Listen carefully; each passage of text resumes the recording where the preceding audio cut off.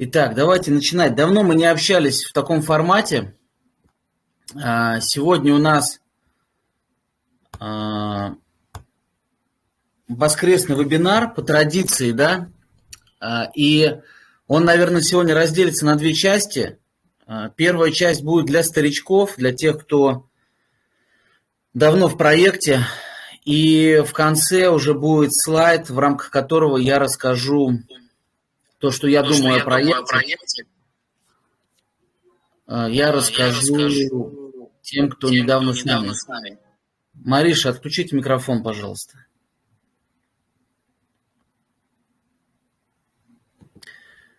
Итак, меня зовут Воронин Андрей. Я партнер проекта Relictum Pro. Я не являюсь разработчиком. Мне просто посчастливилось войти в этот проект в начале, так же, как посчастливилось вам. И, в принципе, это как бы и одна из идей, которую я хочу донести, то, что мы с вами просто владеем токеном. Мы с вами не владеем командой, мы с вами не владеем людьми, мы с вами не владеем разработчиками, директорами, мы не владеем проектом. Мы просто владеем токеном, и нам нужно уметь ждать, нам нужно принимать решения команды, нам нужно доверять. Но мое, по крайней мере, мнение, мой подход именно такой. Так, ребят, пожалуйста, не пишите в личку, очень отвлекает, всплывает куча окон.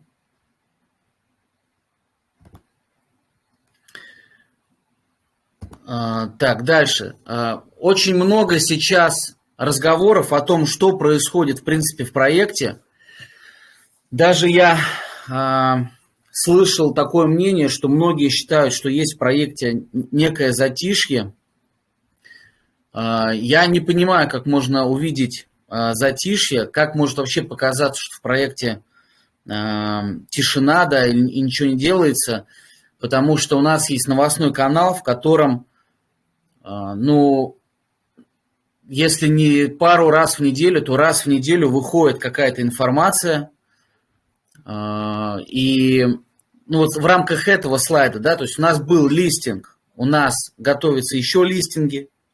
Да, у нас планировались сразу после L-банка в короткие сроки еще 1-2 листинга, но переговоры с биржами, криптозима, санкции, они повлияли на этот процесс, поэтому листинги в процессе просто не сейчас. Они чуть-чуть отодвигаются из-за технических нюансов. Не переставали, так сказать, у нас организовываться и проводиться переговоры с разными видами партнеров, с разными компаниями, с разными фондами. Александр был недавно на GTEX в Дубае. У нас проводились еще ряд мероприятий. У нас была презентация маркетплейса в Москве. У нас была презентация ислама в плане, да, NFT направления. В общем, работа идет полным ходом. Также у нас запускается академия. Для тех, кто хочет получать информацию в принципе о сфере криптовалюты, о сфере блокчейна, у нас готовится от проекта Академия. Это, кстати, еще и... Ребят, пожалуйста, в личку не пишите. Все вопросы, которые будут, можно будет написать прямо в чате Relictum Ecosystem Russian Community. лучше вопросы писать через 10, 15, 20 минут, чтобы они не затерялись, не улетели вверх. Вот, поэтому создание Академии – это еще один момент, который подтверждает, что проект думает о своем комьюнити, о своих партнерах, о нас, да, о людях в чатах. Также у нас одна из горячих тем – это цена листинга. И здесь я считаю важным кое-что разъяснить. В принципе, вы многое из этого уже знали, из ответов наших уважаемых админов в чатах, да. Значит, нужно понимать, да, что у нас идет криптозима сейчас в мире, что помимо наших желаний есть желания и, так сказать, условия биржи. И одно из условий биржи было, чтобы наша монета после листинга не шла вниз. Если у нас было бы падение на определенный процент вниз, то нас могли бы делистить, либо наложить какие-то другие ограничения, штрафы и так далее. Плюс мы же с вами все понимаем, что если сейчас цена, вот давайте я сейчас лезу прям онлайн, лезу на L-Bank, смотрю цену GTN, сейчас она 0,202587, то есть 0,025. То есть если мы сейчас видим с вами вот такую цену, очевидно же, что нам не было смысла выходить на листинге по 3 цента, по 30 центов, по доллару, потому что иначе было бы просто крутое падение, очень крутое падение, после которого многие из нас, даже те, кто верили в проект, потеряли бы веру, на всю жизнь осталась бы красная свечка на графике, и, в общем, после этого некоторые проекты даже не смогли подняться. Сейчас, после цены листинга, у нас есть определенный рост. То есть сейчас цена у нас торгуется в 2,5 раза выше, чем цена листинга. То есть, в принципе, мы максимально отдалились от санкций L-банка. И, в принципе, сама цена сейчас по факту, она показывает баланс между продавцами и покупателями. То есть 0,01 – это правильная цена. Это единственная цена, которая нам подходила для листинга. Вот, и если кому-то из вас кажется, да, что вы покупали на лаборатории токены GTN дороже, и вам кажется, что это несправедливо для вас, ребят, мы все покупали токены GTN дороже на лаборатории, да, в рамках пресейла до листинга. И мы все сейчас сидим и ожидаем, работаем над ценой, докупаемся, усредняемся. То есть проект не ставил задачи вас обмануть. Проект был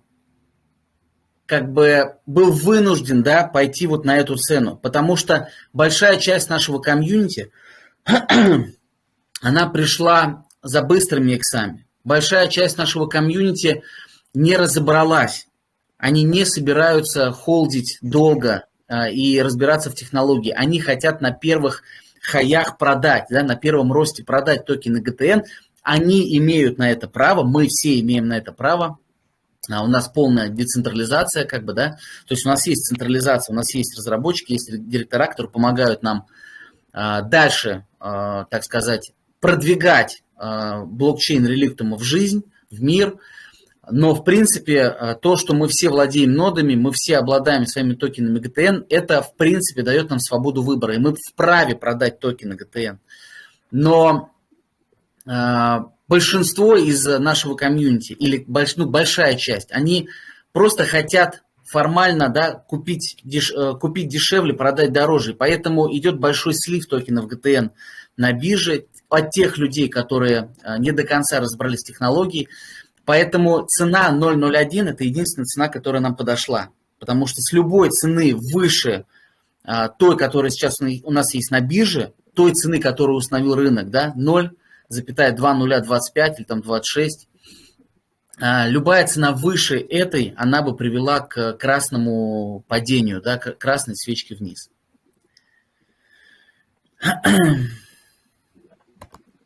Да, если есть вопросы, можно их будет в чате написать, я готов буду ответить в рамках своей компетенции. Давайте про усреднение поговорим, потому что тема очень актуальная, цена сейчас для этого подходящая. Есть даже вот шутка, да, люди, которые смотрят сейчас на цену биткоина и думают, вот, как жалко, что я не купил, да, там год назад, 2 года назад. И вот сейчас цена биткоина упала, да, там с 65 до 17-16 800, и эти люди опять находят себе объяснение для того, чтобы не покупать биткоин, уже начиная сомневаться вообще в принципе в крипте.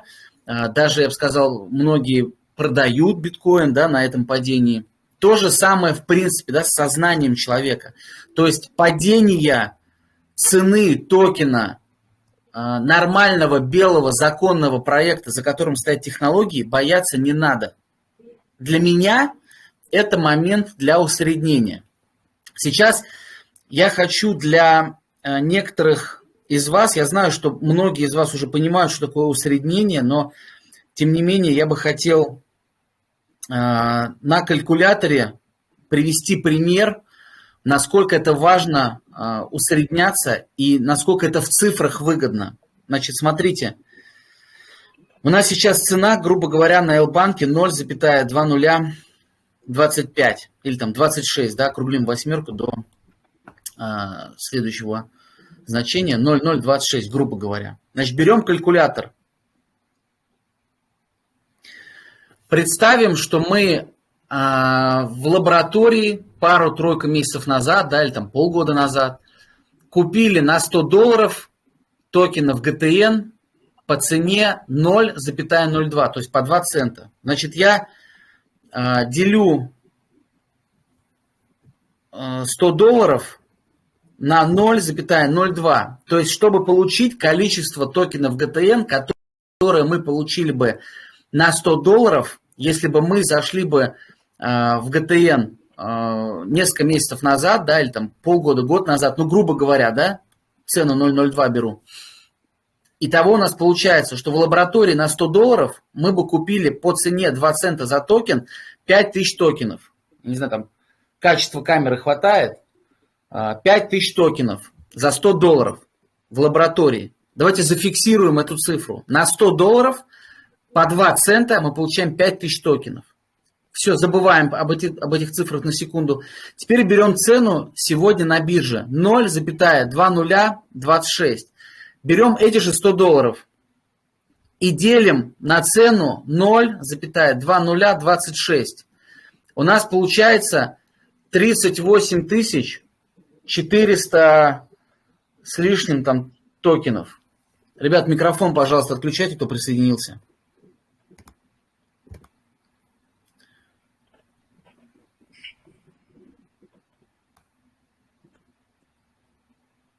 Гуломджон Ахмедов. Микрофон, пожалуйста, отключи.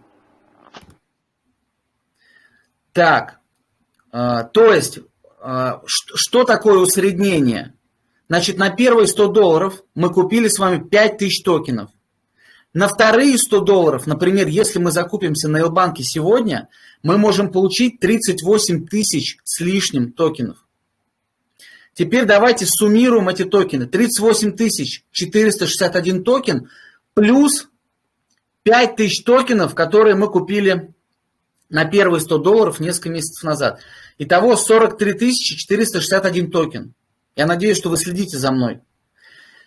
Теперь давайте посмотрим, насколько же цена усреднилась за счет того, что мы сейчас на этой распродаже купили токены дополнительно. Для этого нам нужно суммировать наши затраты. $100 первые, которые мы потратили приобретая в лаборатории, и $100, если мы потратили бы сегодня на L-банке. Значит, мы берем $100 плюс $100, получается $200. Теперь $200 делим на 43 тысячи, ну, грубо говоря, 400 токенов, потому что первые 5000 токенов плюс сегодняшние 38 тысяч токенов, будет 43 тысячи токенов. Итого получается у нас, что мы усреднились настолько, что все наши токены стали по цене 0,2046. То есть мы усреднились больше, чем в 4 раза. Мы уменьшили среднюю стоимость приобретенных нами токенов GTN больше, чем в 4 раза. Давайте теперь посмотрим, в чем основная выгода вот этого. Значит, если мы покупали токен по 0,02 в лаборатории, то для нас примерно выход в 0 должен был бы быть по этой же примерно цене. 0,02. Но так как мы усреднились, и теперь у нас цена токена 0,2046, мы можем получить больше, чем 4 икса, если выйдем по цене в 2 цента. То есть вот в этом и заключается вся фишка усреднения. Сейчас напишите, пожалуйста, в чате, понятно ли было мое объяснение, понятен ли расчет, или нужно привести пример еще там с другой цифрой, например. Вот прямо сейчас. Те, кто не понял и кому нужен расчет еще раз, напишите что-нибудь в чате. Если всем все понятно, то вы супер продуманная, осознанная комьюнити, и я тогда двигаюсь дальше.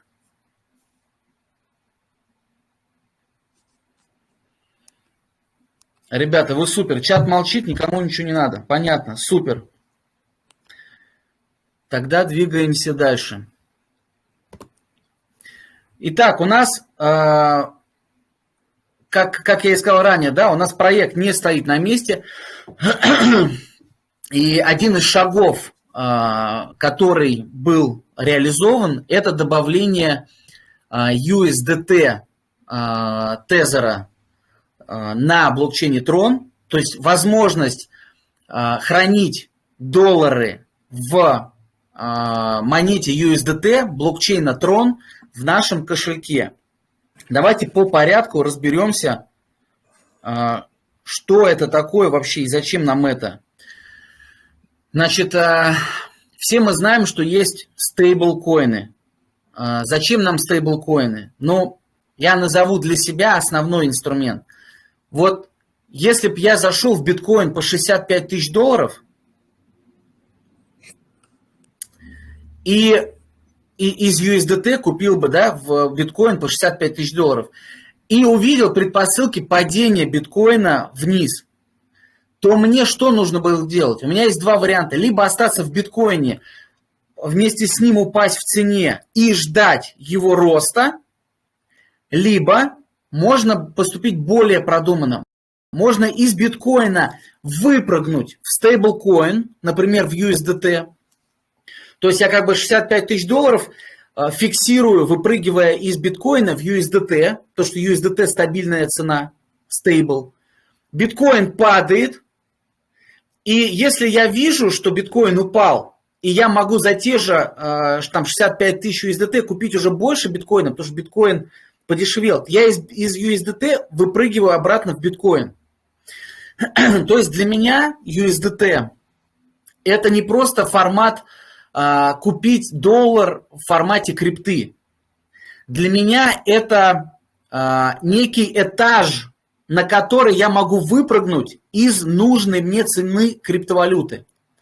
Например, сейчас умные люди заходят в биткоин, да, ну там вообще как бы я хочу говорить про GTN, да, но так как биток сейчас сильно волатилен, и все-таки это дедушка, надо, да, уважение отдать ему. Все-таки вот на биткоине пример привожу. Значит, сейчас биткоин там в районе 17-16 800 торгуется. Те люди, которые сейчас запрыгнут, да, в биткоин, купят биткоин по 16 800, например, они на биткоине могут прокатиться вверх до там цены 20 тысяч, 30 тысяч, 40 тысяч, 60 тысяч, может быть там до 100 тысяч дойдет биткоин там, в ближайшие какие-то месяца. И там на этой цене можно либо биткоин продать, ну, в принципе, да, там в какую-то монету в USDT и выйти в рубли, там, в доллары, либо можно просто выпрыгнуть опять в стейбл, в USDT. То есть USDT это некий этаж, на котором можно выйти для того, чтобы не терять в деньгах. И почему мы так как бы ждали USDT в троне, то есть USDT в TRC-20? Ребят, микрофоны чьи-то. Админы, посмотрите, пожалуйста, кто там хулиганит с микрофонами. Почему мы ждали TRC-20, да, USDT? Потому что USDT TRC-20, то есть на троне, оно дешевое для переводов. Даже если вы маленькие суммы туда-сюда гоняете, 5 USDT, 10 USDT, то у вас все равно минимальные комиссии. То есть, понятно, да, если я сейчас биткоин кому-то переведу в блокчейне биткоина, то я потерять могу много денег. $16 там с маленькой суммы, с больших сумм там $200, да, там $2000. В USDT TRC-20, то есть в USDT на блокчейне Tron, который у нас сейчас добавлен в кошелек, за перевод мы примерно комиссию заплатим в районе $1.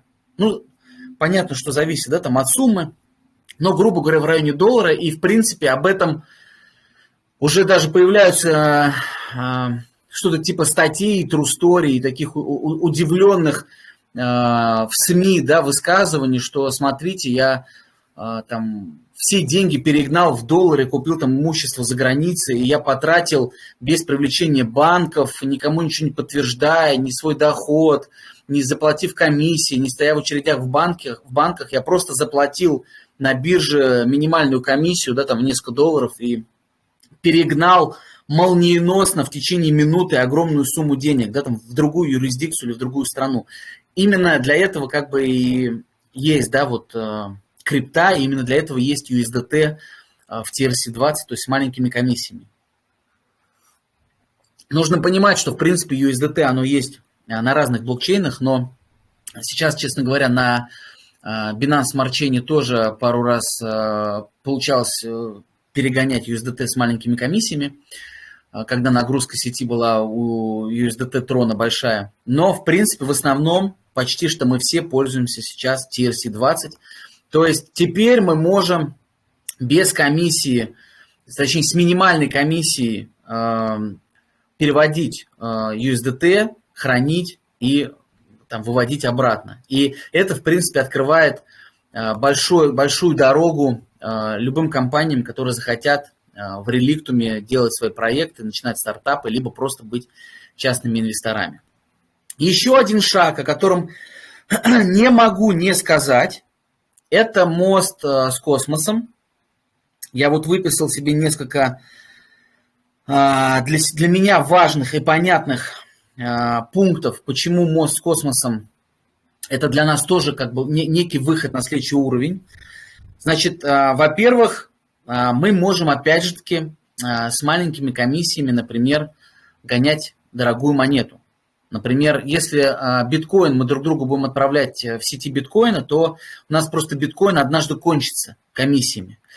В наших же блокчейнах типа Relictum и Cosmos, обвертывая этот биткоин, мы можем его пересылать с минимальными комиссиями. Вообще с минимальными комиссиями.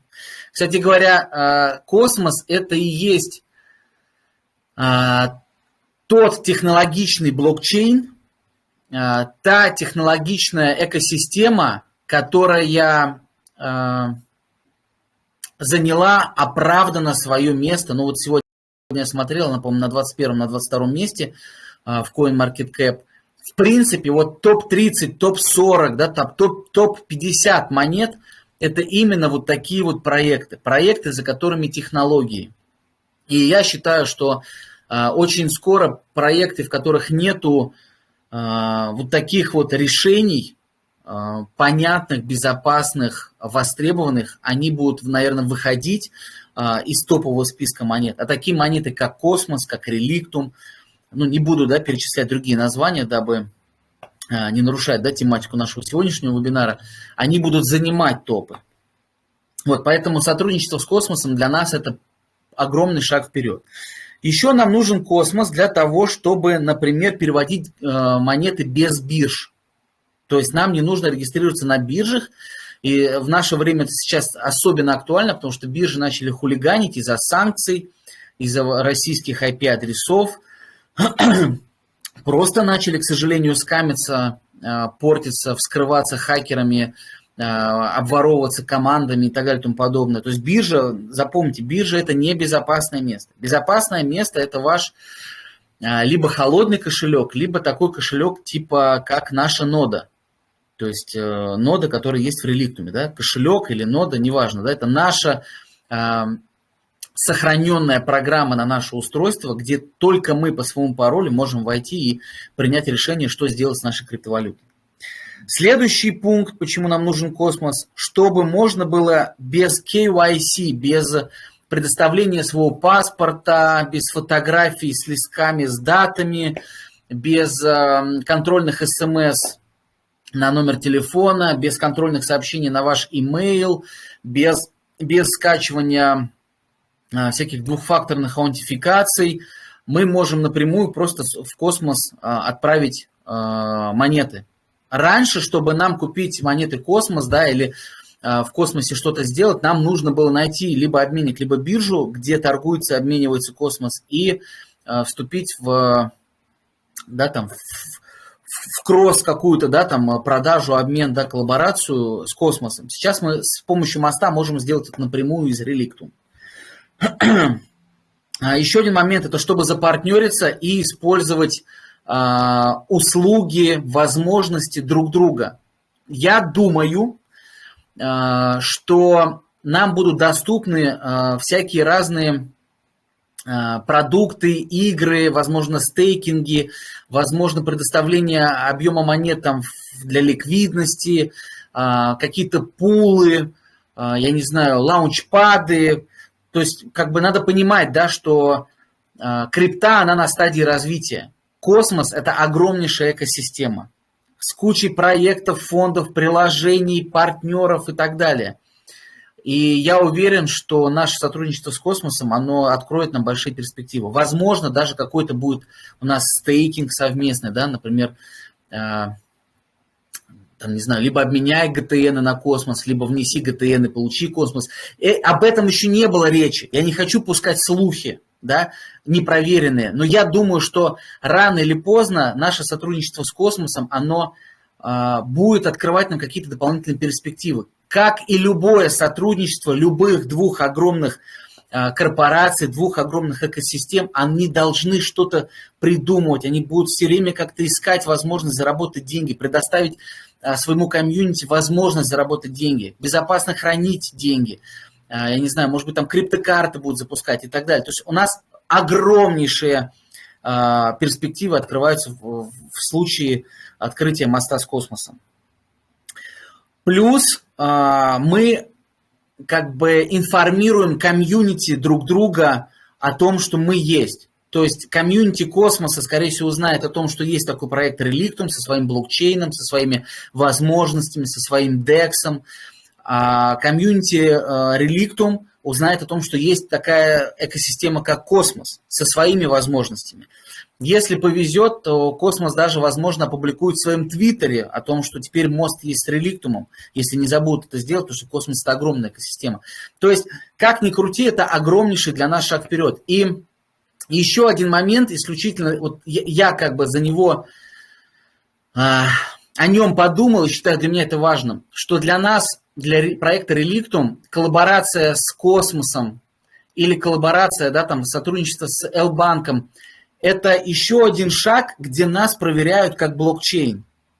И каждый такой шаг, он еще больше доказывает, что мы серьезная как бы компания, да, что у нас там открытый исходный код, что у нас скачана нода, что у нас есть своя эмиссия, она ограничена, что у нас все по закону, есть белые документы, есть официальная регистрация в Сингапуре и бла-бла-бла-бла-бла-бла-бла. Потому что такие огромные единороги, да, то есть корпорации, которые зарабатывают миллиарды долларов, они как бы с кем попало не сотрудничают. То есть наверняка они очень как бы скрупулезно изучили проект Реликтума. И если мы с Элбанком и с Космосом начали сотрудничество, я думаю, что это лишний раз доказывает, что, ребят, ну как бы не надо ставить проект Реликтум с теми проектами, которые вот в прошлом году закрывались. Угу. Так, давайте двигаться дальше. Так, это следующий слайд уже для новичков. В принципе, основной контент, который я хотел рассказать тем из вас, кто уже с нами какое-то время, в принципе, по слайдам информация у меня кончилась для вас, но у нас есть сегодня гость. Его зовут... Паш, ты здесь? Да, все отлично. В общем, мы собрали 75% пресейла просто за 2 дня.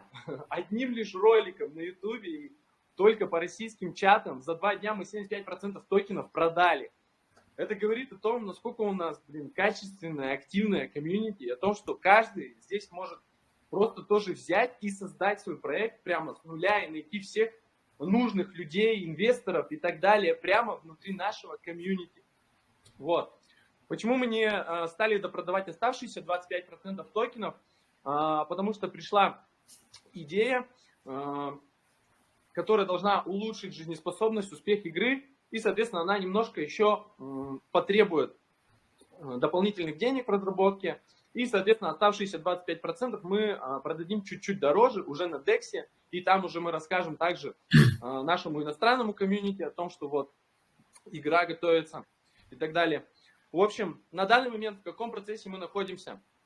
Мы полностью купили игру, то есть все, код теперь у нас. Причем по договору мы расплатились в том самом USDT TRC20, который недавно был добавлен в ноду. То есть прямо официально были прописаны кошельки в договоре. Вот, договор между Павел Сергеевич, Туринский район, Свердловская область и Coral Drive, Флорида, USA. Ты расскажи, пожалуйста. Всего было бы прописано. Игра на блокчейне Реликтум? А? Игра будет на блокчейне Реликтум? Да, конечно, конечно. Так как мы в эфире с канала Реликтум, естественно, игра у нас на блокчейне Реликтум. Вот, на данный момент вот, мы купили полностью игру, нам уже все, перешел весь код в наши руки. Скоро у нас будет отключена реклама. Вот, я недавно общался с ребятами, которые владельцы игровых студий, тоже разработчики игр. Получил огромное количество инсайтов. Мне сказали, что самый клевый трафик по привлечению в игры людей — это TikTok. То есть это бесплатный инструмент, игры через TikTok очень хорошо заходят. Я уже нашел девочку из Беларуси, у них там TikTok работает, и буквально там за 15 тысяч рублей с ней договорился на 100 видео в ТикТоке. Она будет по 3 видео в ТикТоке каждый день выкладывать. Вот, продумывает фишки, как бы, сделать их там цепляющими. В общем, мы будем раскручивать игру еще дополнительно с помощью ТикТока. Вот, мы взяли несколько фишек вот в игру именно в режим вот чемпионат, в режим турнир, где люди будут сражаться по количеству очков. Мы взяли немножко из игры Counter-Strike. Это именно по формату создания и начала вот этих турниров. И немножко взяли из игры Dota 2. Это именно по части, чтобы новичков отделить от профессионалов. То есть формирование рейтинга, чтобы всем было комфортно играть, чтобы вам попадались игроки именно такие, как у вас уровня, да, профессионализма. Вот, чтобы с равными играть. И, соответственно, немножко поменялся вот этот формат чемпионат. В Counter-Strike, как только собирается 10 человек, так сразу начинается турнир. Соответственно, у нас будет такая же фишка. У нас будет 2 вида чемпионатов, где как только собирается 5 человек, он уже начинается. И там стоимость будет всего 20 центов. И чемпионат будет длиться буквально там 2 минуты. То есть можно будет за 2 минуты уже прямо потестить, что-то выиграть или что-то проиграть, но уже как-то потренироваться, понять и, соответственно, начать следующий чемпионат и так далее. Паш, подожди, можно и будет пару вопросов задам? Скажи, игра изначально создавалась на блокчейне Реликтум или вы ее переносите на блокчейн Реликтум? Да, смотрите, как такой рецепт, скажем, да, всем, кто захочет свою игру запустить на блокчейне. Гораздо дешевле и быстрее купить готовую игру у других разработчиков, а потом в нее внедрить уже, соответственно, смарт-контракт реликтума и модули вот эти оплаты криптовалютой, и модуль считывания NFT. Соответственно, так получается гораздо быстрее. Поэтому да, я уже давно искал игру. Ну, я вообще до этого еще и к другим играм обращался. Паш, извини, нашим... перебиваю. Можно я типа задаю вопрос вот. коротко? А то ты рассказываешь про ТикТок, нам чуть-чуть от реликтума отходим. Можно я вопрос задам? Да, конечно, давай. Скажи, пожалуйста, ты уже смарт-контракт блокчейна Реликтум интегрировал в игру? Нет, смарт-контракт, он уже пишется командой Реликтум. То есть это... В процессе. Смотрите, да, это в процессе. Просто я сам не владею именно языками программирования. Но я имею в виду, твои разработчики сейчас запускают смарт-контракт на блокчейне Реликтум. То есть вы подтверждаете, да, как вот конкретные участники блокчейна, что блокчейн Реликтум это серьезный, универсальный, как бы открытый исходный код, где можно создать смарт-контракт и подключить его к любому там бизнесу, игре и так далее. Правильно? Да, конечно. То есть я вообще не просто так выбрал Реликтум. Ну, в смысле, так как мы купили игру, да, код у нас, мои разработчики конкретно, они делают все разработки, которые касаются игры, то есть они же вот этот дополнительный режим там делают, дополнительные фишки, которые с игрой происходят у вас, когда у вас есть NFT, они это делают, а сам конкретно смарт-контракт распределения прибыли, это пишет команда Реликтума на данный момент. Вот. Но, естественно, мы бы могли и на другом, любом блокчейне запустить свою игру, но... Как бы я лично вижу огромные перспективы именно в Реликтуме, и потому что мы сейчас можем здесь стать первыми, да, и так как я вижу, ну, глобальные планы у этой компании, большой потенциал, то, ну, я просто вижу офигенные возможности сейчас для того, чтобы просто что-то делать в этой экосистеме. Вы сегодня можете просто что-то начать, что-то сделать, уже какую-то репутацию, да, получить или какой-то результат, уже какой-то продукт запустить. Но далее вам можно даже там, ну, не вкладываться сильно в рекламу и так далее. Вы просто зацепите вот эту волну развития всего блокчейна. Вы сегодня можете просто зайти, и у вас далее сам этот бизнес, сама ваша платформа, она может вырасти, если она хотя бы чуть-то полезна. Вот. То есть у нас хорошее живое комьюнити. К тому, чтобы... Да, то есть ты имеешь в виду, что у нас хорошее живое комьюнити, у нас живой чат? Нужно. Да, скажи еще раз. То есть ты говоришь о том, что у нас хорошее живое комьюнити в Реликтуме, живой чат, не боты, не перелитые откуда-то люди, а реально как бы активные, интересующиеся люди там и так далее, правильно? Да не, ну конечно, такие интересные вопросы ты, Андрей, задаешь. Я думал, это всем понятно. Ну блин, если это реально не всем понятно, то я бы просто советовал участвовать просто вообще во всем сейчас. То есть, блин... Я лично участвовал в тестировании всех продуктов Реликтума, которые выходили, там, участвовал во всех конкурсах. Я сам приводил какие-то стартапы. Это дало мне возможность еще ближе познакомиться изнутри там, с разработчиками, да, увидеть, как они ведут переговоры со сторонними проектами, понять для себя какие-то уязвимости, слабые, сильные стороны там, разных проектов, из-за чего у них получилось или из-за чего у них не получилось. То есть я тем самым просто, во-первых, я узнаю изнутри какую-то информацию, во-вторых, знакомлюсь с какими-то крутыми новыми людьми, у которых у всех свой какой-то опыт, свое видение вообще. То есть, в-третьих, я вот, ну, просто участвую, то есть, и получаю уже какое-то продвижение в своей личной карьере. То есть здесь просто потому, что я везде участвую, но где-то еще и получается чуть подзаработать. Где-то вот там могут толстовку, футболку, да, то есть выиграть клевую там, где-то токены за какую-то помощь, где-то просто вот в отношения с людьми выстраиваете, с очень интересными, которые тоже делают свои проекты в Реликтуме. Вот, мне это все позволяет, да, и чувствовать какую-то уверенность. Вот, у нас сегодня так интересный эфир начался о том, что мы, как бы, Андрей, ты как будто успокаиваешь, знаешь, все комьюнити, а у меня прям другая картина мира, вообще другая. Я прям подключаюсь и думаю, что, почему? Потому что я, не знаю, я, ну, как сказать, в эйфории, мне вообще все нравится, типа, Я тоже орать у меня, хочу. Я у тоже меня орать. другой фокус немножко. Ну, мне нравится то, что все развивается. То, что мы просто делаем уверенные шаги, шаг за шагом, далее, как бы, да, и прорисовывается все ярче картинка, как мы дальше как бы, будем двигаться, ехать и так далее. То есть мы вообще планируем свою игру до конца года уже там режим турнир внедрить. Далее по дорожной карте мы дадим возможность там несколько недель людям поиграть, соберем с них обратную связь, узнаем, что еще можно улучшить, как мы эти улучшения внедрим. Далее будет, возможно, рождественский какой-то чемпионат по игре. Потом будут внедряться поэтапные NFT-шки.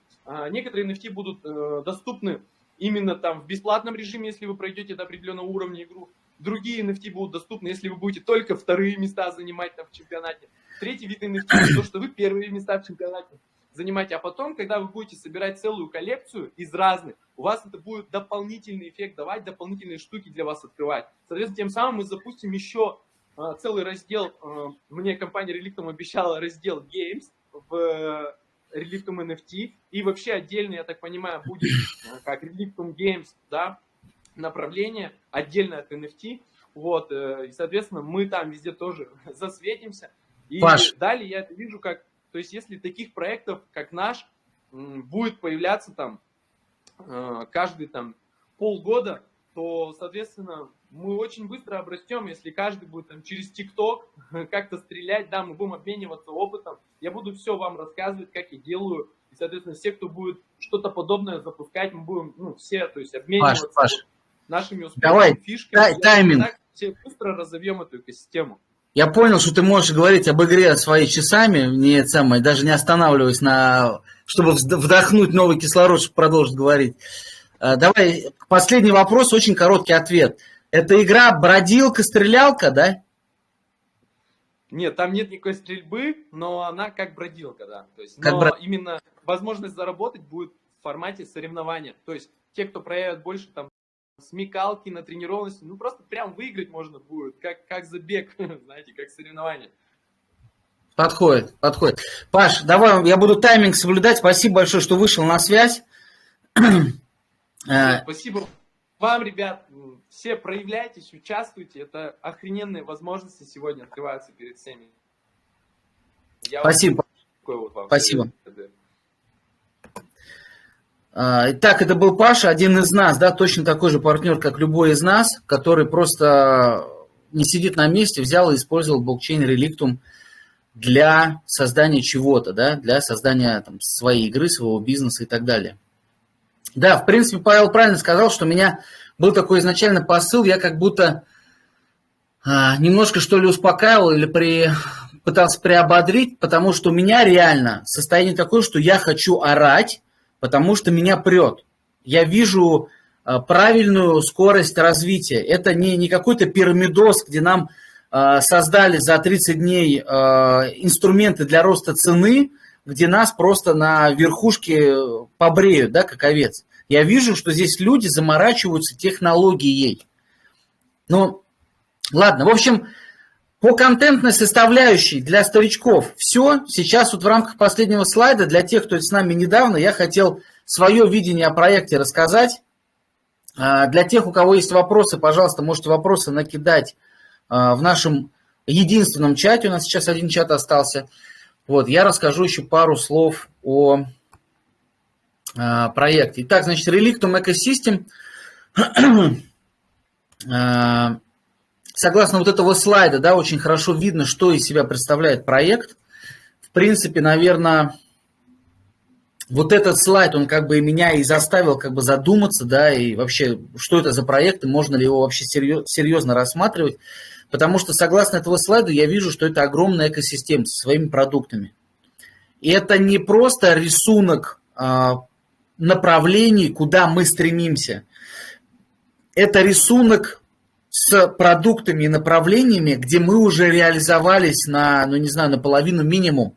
То есть чат есть, нода есть, работающий блокчейн с mainnet, то есть с основной сетью есть.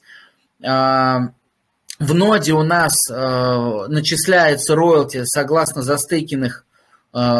количеству застейкенных токенов GTN на определенный период, то есть работает смарт-контракт. У нас вышла биржа DEX.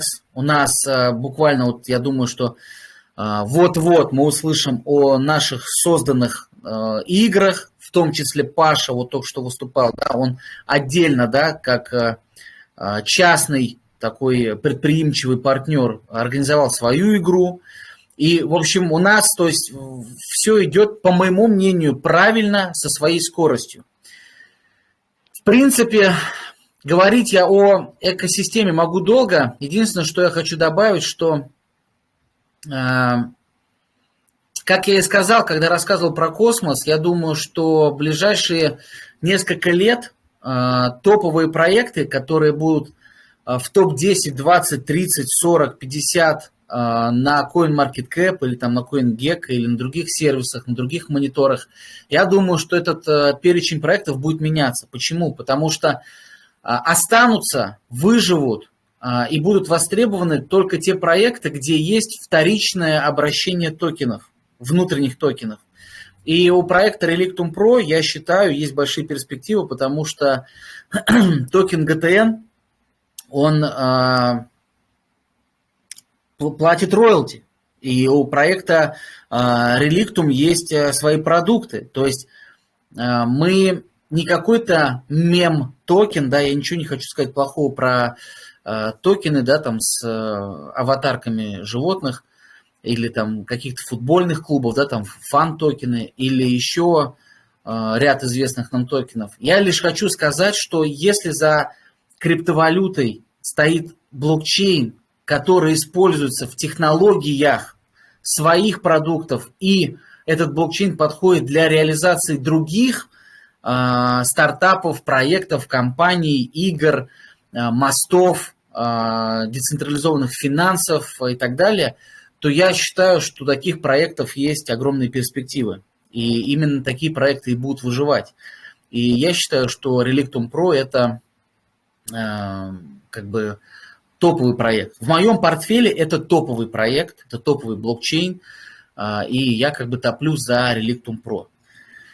Вот, в принципе, из-за этого я и хочу как бы орать, потому что меня прет, да, то есть у меня есть энергия, я не боюсь говорить за проект, хотя, ну, я не являюсь, да, разработчиком, я не всю внутреннюю кухню знаю, но той информации, которую дает проект, та информация, которая у нас появляется, да, вот сейчас открываю чат Relictum, не чат точнее, а новостной канал Relictum Pro новости.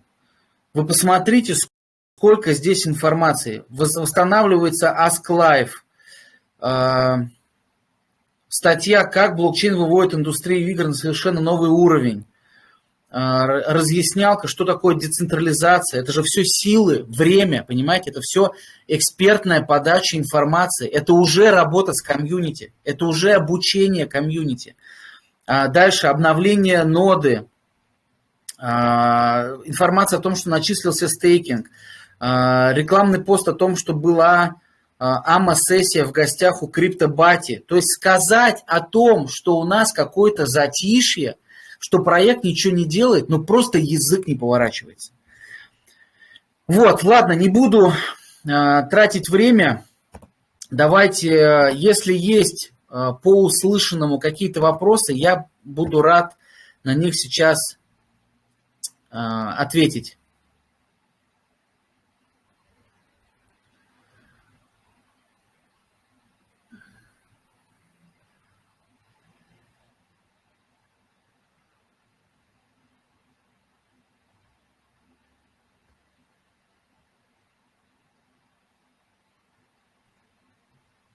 Почему цена пошла вниз? Цена пошла вниз, потому что есть люди, которые, раз, не разобрались, два, им неправильно донесли информацию о проекте, три, которых приспичила какая-то жизненная ситуация, им нужно срочно продать крипту, вот они сливают ГТНы. Люди, которые вокруг меня, ГТН докупают.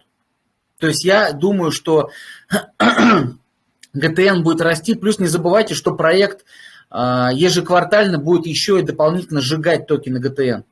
Поэтому, то есть мы уменьшаем количество токенов в обороте и, в принципе, да, то есть эмиссию уменьшаем.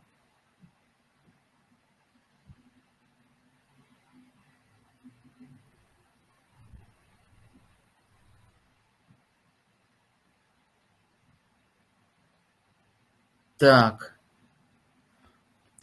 пока вы пишете вопросы, у меня есть из чатов, я заранее заготовил вопросы. Так, где Николай? Значит, смотрите, во-первых, нужно понимать, да, вот вы купили машину Mercedes в автосалоне и катаетесь на Мерседесе, разве вам будет с автосалона кто-то звонить, либо с представительства завода-производителя Mercedes звонить и говорить о том, что у них там кто-то ушел в отпуск, или поменялся состав директоров, или они одну должность перевели на другую должность, или там кому-то зарплату повысили? Ну, согласитесь, нет. Ну, зачем вы тогда как бы придаете значение к тому, что делает команда внутри проекта для себя? Это их дела. Разве перед нами надо отчитываться? Нет, перед нами не надо отчитываться. Мы просто купили токены ГТН. Мы не владеем проектом.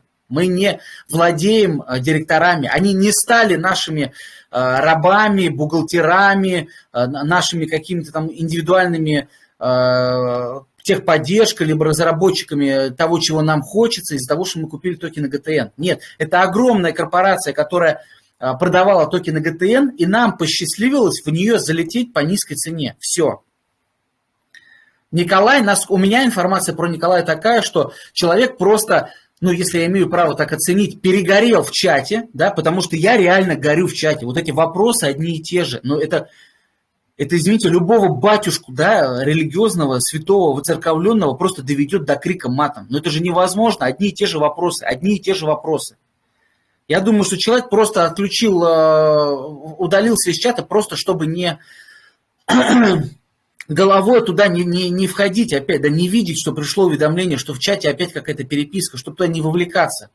И правильно сделал, я считаю, что это самый лучший вариант, пойти отдохнуть, как бы головой отдохнуть и не касаться этого там неделю, месяц, не знаю, сколько он там будет отдыхать. Когда реликтум и продукты реликтума заработают в полную силу?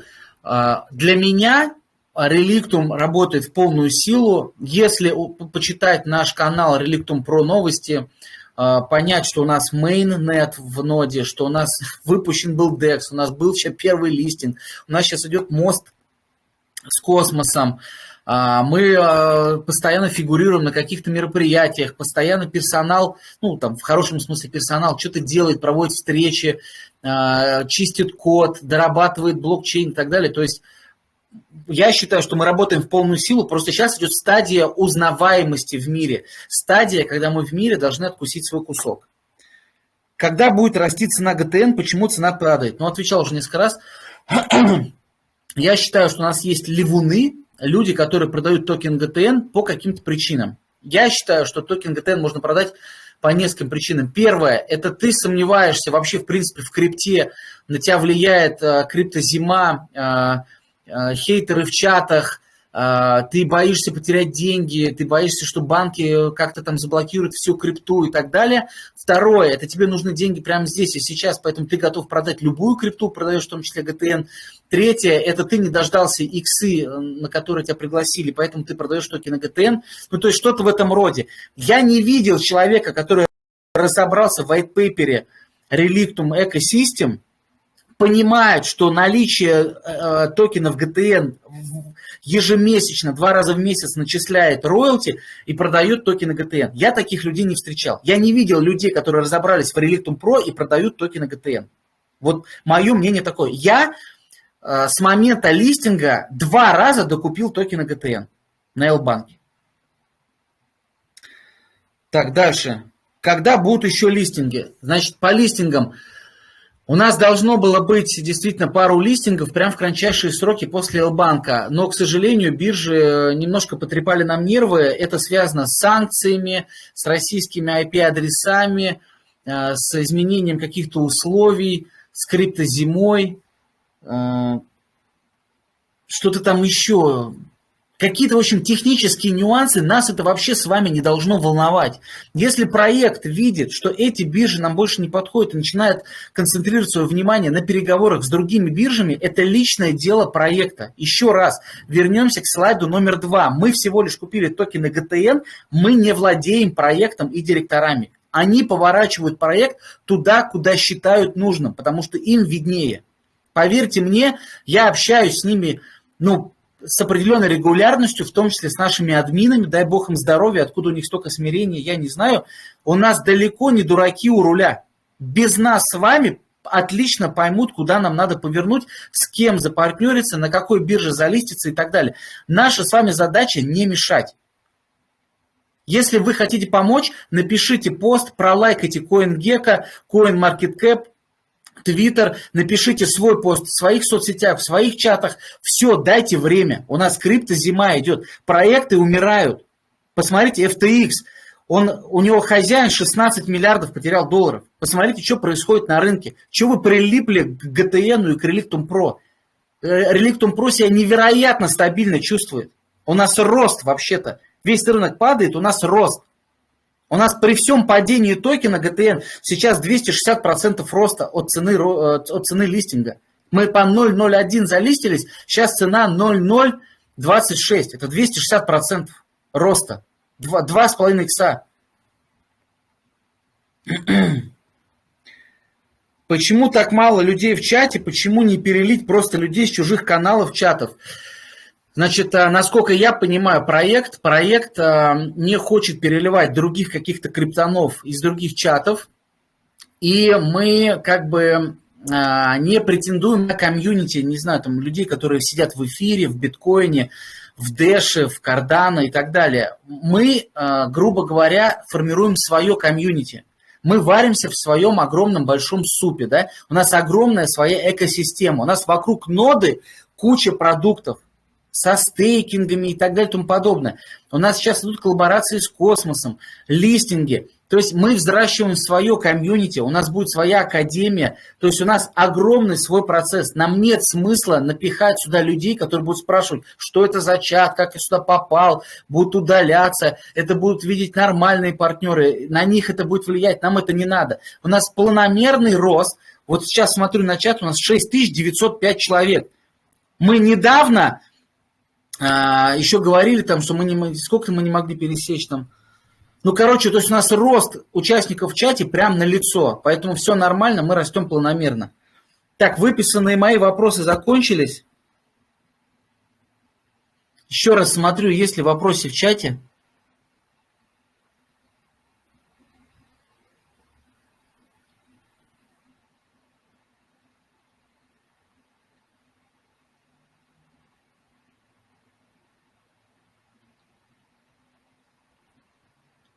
Сейчас такой вопрос. А можно нашу технологию внести в кассовые аппараты в гипермаркетах? Сейчас в России крипта запрещена. Мы не можем сейчас с эквайрингами работать. И это направление, наверное, не рассматривается для разработки, потому что крипта пока у нас немножко не до конца как бы легализована и законодательно закреплена. Все будет. Я уверен, что если у нас есть цель стать платежным средством, то мы будем в эту сторону развиваться. У нас сейчас уже есть хранилище, NFT-маркетплейсы, биржа, нам выплачивается роялти, у нас есть мосты, у нас куча еще пунктов в дорожной карте. Какая разница? Вот, зачем концентрироваться сейчас на эквайрингах, на кассах и так далее? Так, ребят, вопросов нету. В личку тоже смотрю.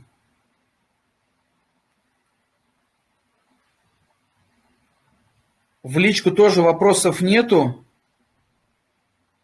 Все, тогда всем спасибо, что были сегодня в воскресенье с нами. Это, кстати говоря, еще один показатель, да, что мы сейчас не где-то в кинотеатре или валяемся дома, да, там на подушке, а мы все-таки собрались и пообщались. То есть я думаю, что те люди, которые сегодня здесь были, я думаю, что мы все увидим деньги и довольно-таки скоро. Все, всем спасибо, до свидания.